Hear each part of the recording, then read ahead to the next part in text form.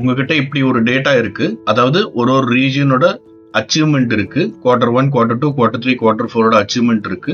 இதுல நம்ம ஒரு கலர் கிரேடிங் கொடுத்து பெர்ஃபார்மன்ஸ் ஐடென்டிஃபை பண்ணணும் அப்படின்னு நினைச்சோம்னா சிம்பிள் ஒரு ட்ரிக் இருக்கு. கண்டிஷனல் ஃபார்மேட்டிங் போயிட்டு நியூ ரூல் ஒன்று கிரியேட் பண்ணுங்க.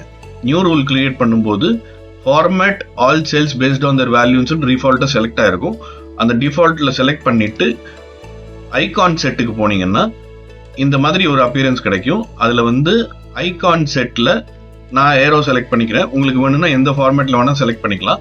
ஏரோ செலக்ட் பண்ணிட்டு டைப்ல நம்பர்ன்றதை செலக்ட் பண்ணிட்டு நான் ஒரு புது ரூல் செட் பண்றேன். 90 and above will be green, 80 and above, that is below 90, that is 80 to 89 வரைக்கும் yellow, அதுக்கு கீழே போச்சுன்னா poor performance red அப்படி காட்டணும் அப்படின்னு இருந்ததுன்னா இந்த மாதிரி வேல்யூஸ் என்டர் பண்ணிட்டு ஓகே கொடுத்தீங்கன்னா இந்த மாதிரி உங்களுக்கு ரேங்கிங் கிடைச்சிரும். So you can easily identify 95 is on green. கிரீன்ல உள்ளவங்க எல்லாம் பெஸ்ட் பர்ஃபார்மர்ஸ், ஆரஞ்சில் உள்ளவங்க எல்லாம் ஆவரேஜ் பர்ஃபார்மர்ஸ் அண்ட் ரெட்டில் உள்ளவங்க எல்லாம் புவர் பர்ஃபார்மர்ஸ் அப்படின்றத ஐடென்டிஃபை பண்ண முடியும்.